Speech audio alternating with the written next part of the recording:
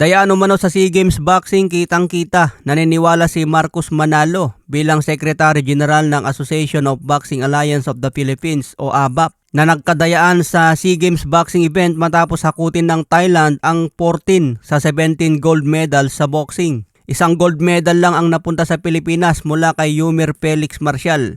Yung ibang pambato natin sa boxing, Thailand ang nakalaban sa finals. Kapag dikit ang score, binibigay talaga ang panalo sa Thailand. 17 ang kanilang manlalaro sa boxing at 14 doon ang nakapasok sa finals at nakapag-uwi ng gintong medalya. Samantalang tayo, si Yumir Felix Marcial lang ang nakalusot sa finals. Buti na lang talaga hindi Thailand ang nakalaban ni Yumir Marcial sa finals. Split decision pa nga ang panalo ni Marcial laban sa Indonesia. Paano na lang kung Thailand ang nakalaban niya, baka niluto pa. Sa iba pang balita, Adrian Broner mukhang nababaliw na dahil nagpakita ng video na nakaubad. Nakapost mismo ito sa channel ni Adrian Broner. Marami nga ang nag-comment na marami pang oras para burahin ang video.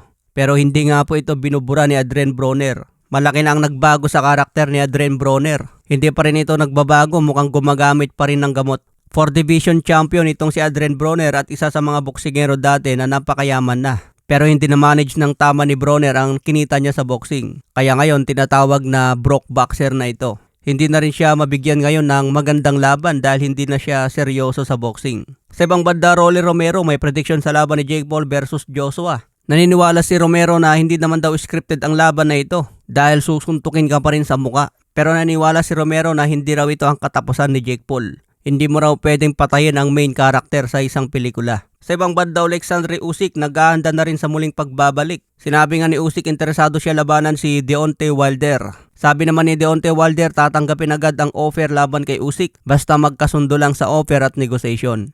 Kaya pwedeng comeback fight ni Alexandre Usyk laban kay Deontay Wilder. Sa ibang banda, David Benavidez nangangamba na baka ano raw ang mangyari kay Jake Paul laban kay Anthony Joshua. Isang hitter umano itong si Joshua, malakas at former champion. Kaya pwede raw mapahamak dito si Jake Paul kung matamaan ng solid. Pero lumaki raw ang respeto ni David Benavidez kay Jake Paul dahil tinanggap niyang laban kay Anthony Joshua. Okay pa raw ang laban ni Jake Paul kay Tank Davis dahil kalahati ito sa tangkad niya.